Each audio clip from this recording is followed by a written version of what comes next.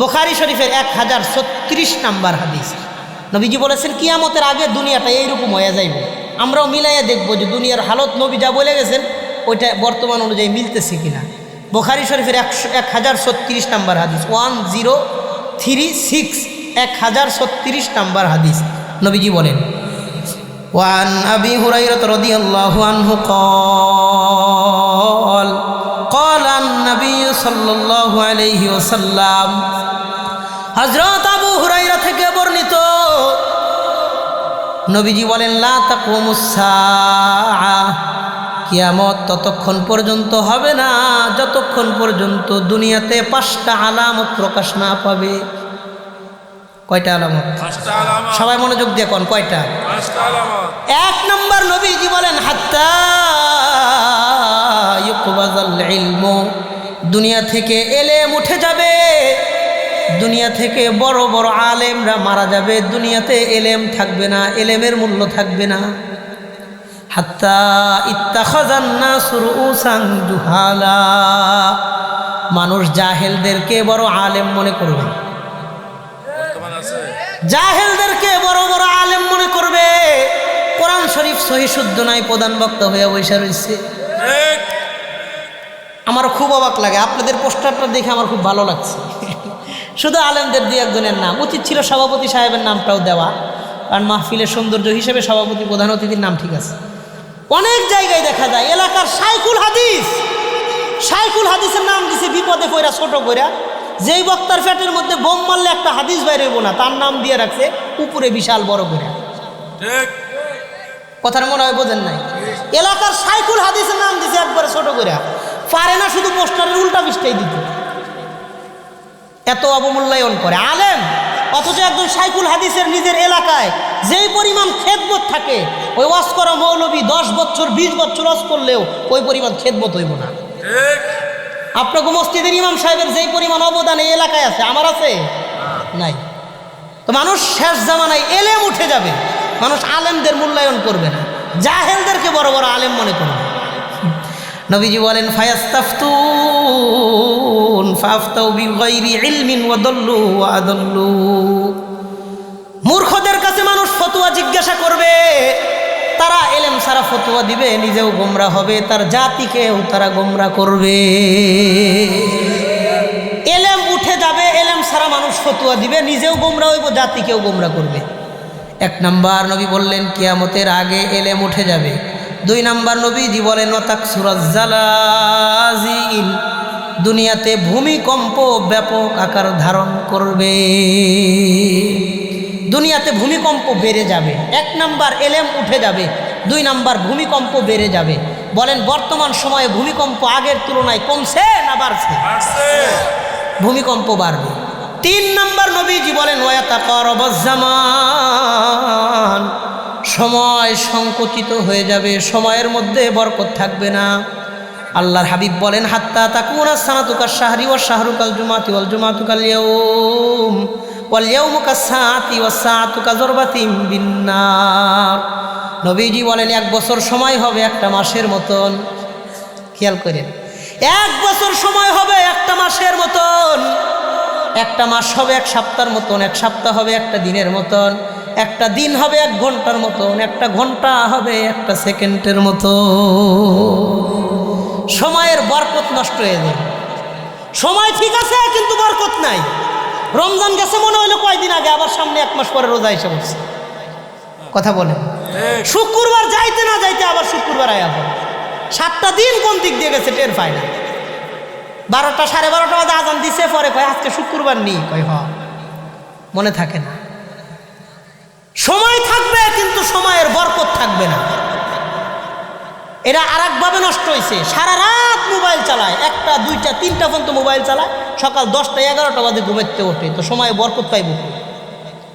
আমাদের সময় দেখতাম মুরব্বীরা, আপনারা ভালো কইতে পারবেন, দূর দূরান্তর মানুষরা কামলা দিয়ে এলাকায় এসে থাকতো আর কাজ করতো।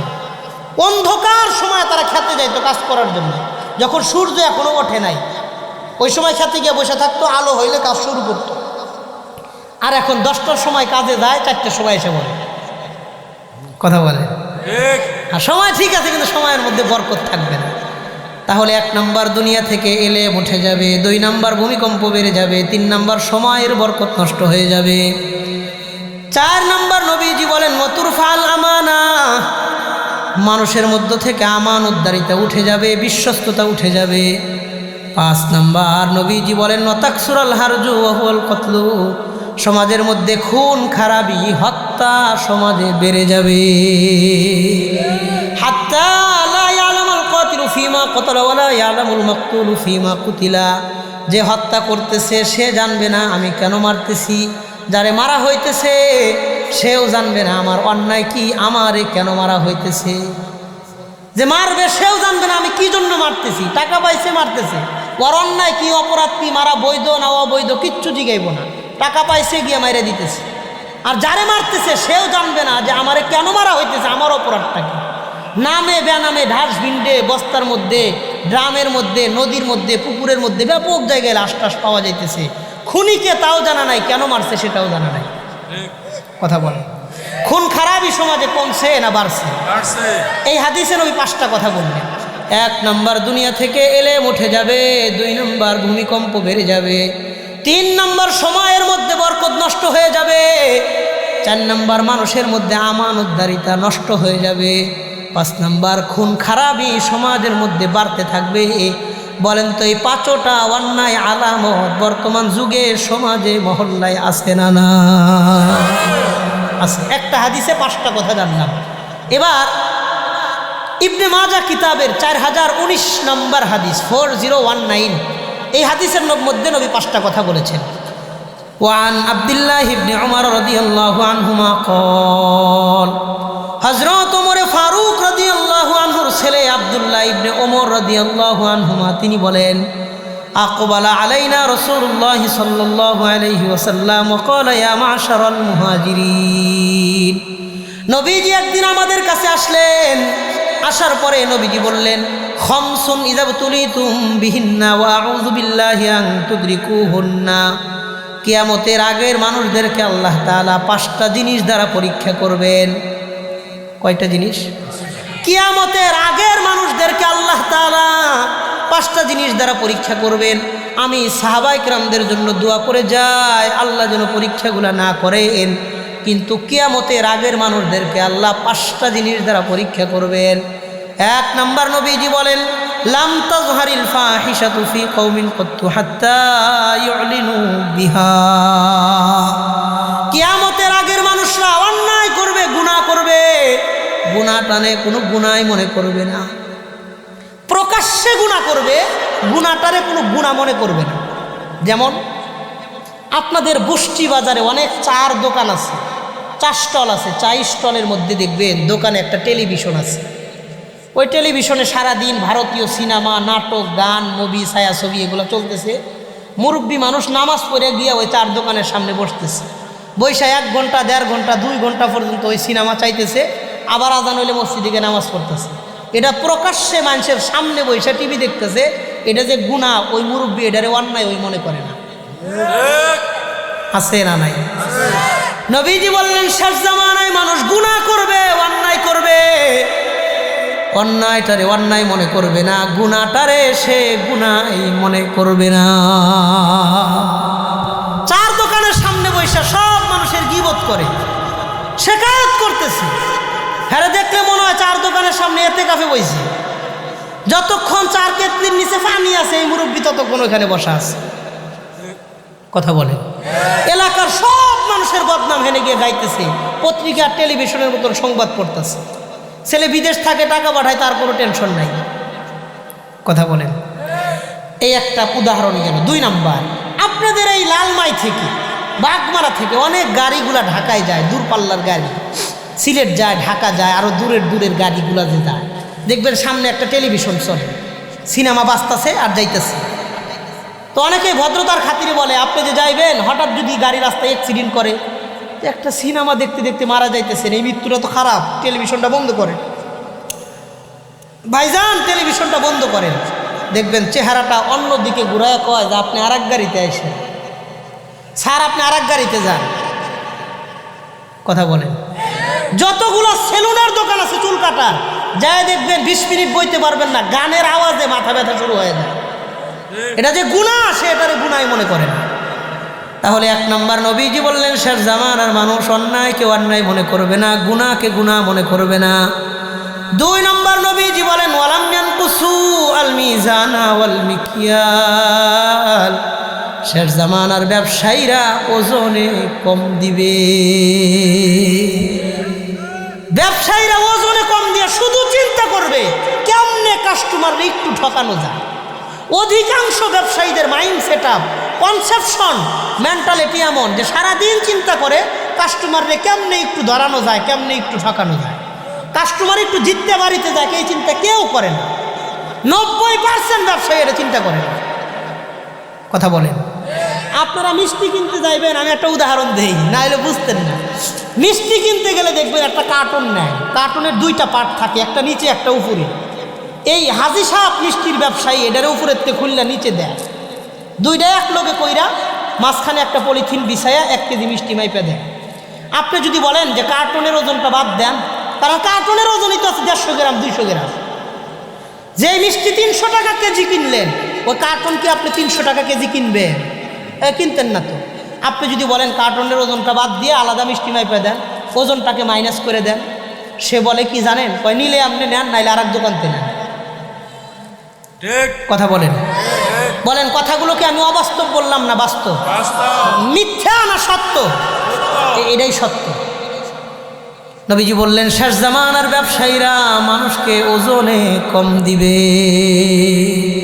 আমি আমার প্রিয় ব্যবসায়ী ভাইদেরকে বলি, বান্দারে ঠকায়েন না, কারণ বান্দারে আপনি দুনিয়াতে ঠকায় দিবেন, বান্দার মালিক আল্লাহ আপনাকে আখেরাতে ঠকায় দিবে। সারা মাস মানুষকে কম দিছে, 10 গ্রাম 15 গ্রাম 20 গ্রাম 25 গ্রাম করে কম দিছে। কম দিয়া দিয়া সারা মাসে 5,000 টাকা লাভ করছে। জেনে হওয়ার দরকার ছিল 15,000, বানাইছে 20,000। 5,000 টাকা বেশি লাভ করছে সারা মাস কম দিয়া দিয়া। মাস শেষে এমন বিপদে পড়ছে 30,000 টাকা নাই। কথা বলেন।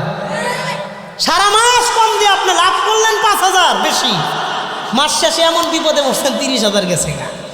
আমার একজন ওস্তাদ একটা কথা বলতেন, খোদা কি লাঠি মে আওয়াজ নেই হতি। আল্লাহর লাঠিও আছে, বাড়িও আছে, কিন্তু ওই বাড়ির মধ্যে শব্দ নাই। আমি আপনি কাউরে বাড়ি দিলে শব্দ হয়, আল্লাহ কাউরে বাড়ি দিলে শব্দ হয় না। তাহলে আল্লাহর লাঠিও আছে, বাড়িও আছে, কিন্তু শব্দ নাই। কথা বলেন ঠিক কিনা? তাহলে 1 নম্বর নবীজি বললেন শেষ জামানার মানুষ গুনাহ করবে, গুনারে গুনাহ মনে করবে না। 2 নম্বর নবীজি বললেন শেষ জামানার মানুষ ব্যবসায়ীরা ওজনে কম দিয়ে মানুষকে ঠকাবে। 3 নম্বর নবীজি বলেন ওয়ালাম ইয়ানকুসু ওয়ালাম ইয়ামনাউ যাকাত আমওয়ালিহিম, শেষ জামানার ধনী মানুষেরা যাকাত দিতে চাইবে না। অনেক ব্যবসায়ী শিল্পপতি সমাজে বসবাস করে, রমজান আসলে ঠিক মতো যাকাত দেয় না, এমন ব্যবসায়ী সমাজে আছে না? নাই। আল্লাহর হাবিব বলেন ওয়ালাম ইয়ামনাউ যাকাত আমওয়ালিহিম ইল্লা মুনিউ আল কতরা মিনাস সামা, যে এলাকার ব্যবসায়ীরা যাকাত দিবে না, ওই এলাকা থেকে আল্লাহ রহমতের বৃষ্টি চিরদিনের জন্য বন্ধ করে দেয়। আল্লাহ রহমতের বৃষ্টি বন্ধ করে দেয়। এই জন্য তো কৃষক ফসল ফলাবে, বৃষ্টি হয় না। জমিন ফাইটা চৌচির হয়ে খরা লাইগা যায়, বৃষ্টি হয় না। নবীজি বললেন অনেক মানুষ যাকাত দিবে না, তারপরেও মাঝে মধ্যে বৃষ্টি হয়। এটার কারণ কি? নবী উত্তর দিয়ে বলেন ওয়ালাম ইয়ামনাউ যাকাত আমওয়ালিহিম ওয়ালাম ইয়ামনাউ যাকাত আমওয়ালিহিম ইল্লা মুনিউ আল কতরা মিনাস সামা ওয়ালাউলা আল বাহাইমু লাম ইউমতারু। সমাজের মধ্যে চতুষ্পদ প্রাণীগুলো যদি না থাকতো, হাঁসগুলো সাঁতার কাটার জন্য যদি পানির দরকার না হইতো, জলহস্তি আরাম করার জন্য যদি পানির দরকার না হইতো, ব্যাঙগুলো টিকে থাকার জন্য যদি পানির দরকার না হইতো, মাছ অস্তিত্ব টিকিয়ে রাখার জন্য যদি পানির দরকার না হইতো, সাপগুলো পানি পান করার জন্য যদি পানির দরকার না হইতো, লাম ইউমতারু, আল্লাহ চিরদিনের জন্য ওই এলাকা থেকে বৃষ্টি বন্ধ করে দিতে। তার মানে আমি আর আমরা যে বৃষ্টি পাই, ওই চতুষ্পদ প্রাণীর উপরে আল্লাহ দয়া করে বৃষ্টি দেন, ওই চতুষ্পদ প্রাণীর কারণে আমরা বৃষ্টি পাই, আমগো আমলের কারণে আমরা বৃষ্টি পাই না। কথা ঠিক আছে নি? তিনটা কথা জানলাম। 1 নাম্বার, মানুষ গুনারে কোনো গুনাই মনে করবে না, অন্যায় কেউ অন্যায় ওই মনে করবে না। 2 নাম্বার, ব্যবসায়ীরা ওজনে কম দিবে। 3 নাম্বার, ধনীরা জাকাত দিতে চাইবে না। 4 নাম্বার, নবীজি বলেন ওয়ালাম ইয়ানকুসু আহদাল্লাহি ওয়া আহদা রাসূলিহি ওয়া আহদাহুম বাইনাহুম। শেষ জামানার মানুষের জবানের কোনো মূল্য থাকবে না, মানুষ কথা দিয়া কথা রক্ষা করবে না। একজনরে 5,000 টাকা কর্জ দিছেন, 5,000 টাকা কত? আগামী মাসে দেওয়ার কথা। আগামী মাসে ফোন করছেন, কয় এই সপ্তাহ না, আগামী সপ্তাহে লও। ঠিক আছে, আগামী সপ্তাহে ফোন করছেন, আজকে না কালকে। কালকে ফোন করছেন, কয় সকালে না বিকালে। ওমা বিকালে ফোন করে দেখেন আল্লাহর ওলি মোবাইলটা বন্ধ করে রাখছে। কথা বলেন, 5,000 টাকা উঠাইতে গিয়ে মোবাইলে 1,000 টাকা শেষ, কিন্তু টাকা উঠাইতে পারেন না।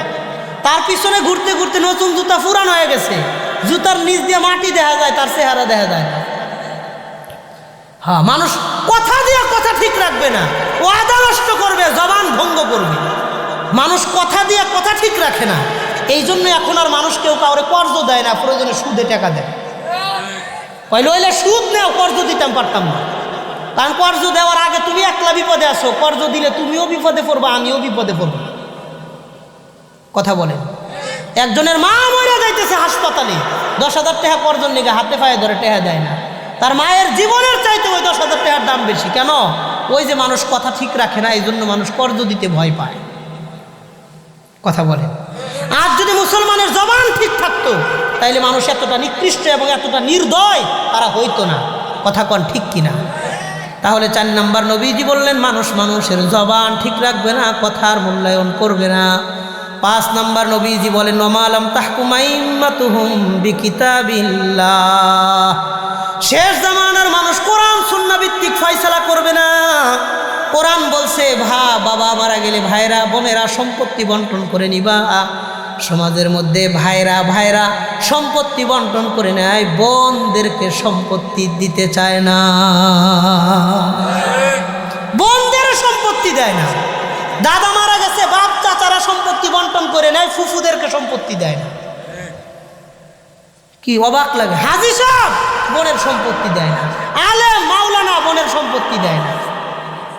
এমন বহুত ঘটনা সমাজে আছে না নাই? বোনেরা যদি সম্পত্তি চায় যে আমাকে সম্পত্তিটা দিতা না, তো ভাই কয় কি জানেন, আমগুলোকে সম্পর্ক রাখতি না, তোর পোলাফান আমগো বাড়িতে আর আসবো না, সম্পর্ক কি শেষ?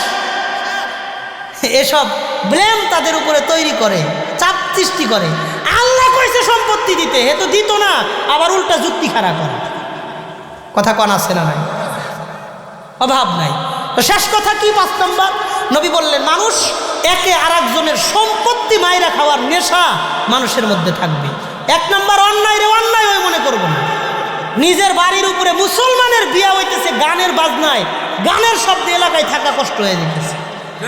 আপনি যায় যদি কোন গানটা বন্ধ করো, পাশে মসজিদ, এনে কবরস্থান, তুমি গান বাজাইতেছো ছাদের উপরে কেন? হে কইব কি? বলেন 5টা অন্যায় বর্তমান সমাজে আছে না না? আগের হাদিস থেকে 5টা আলামত জানছি, এই হাদিস থেকে 5টা কথা জানলাম, 5 এ 5 10। বলেন এই 10টা অন্যায় বর্তমান সমাজের মধ্যে, প্রত্যেকটা অন্যায় পুঙ্খানুপুঙ্খানুভাবে 100% হারে আমাদের সমাজে আছে না নাই?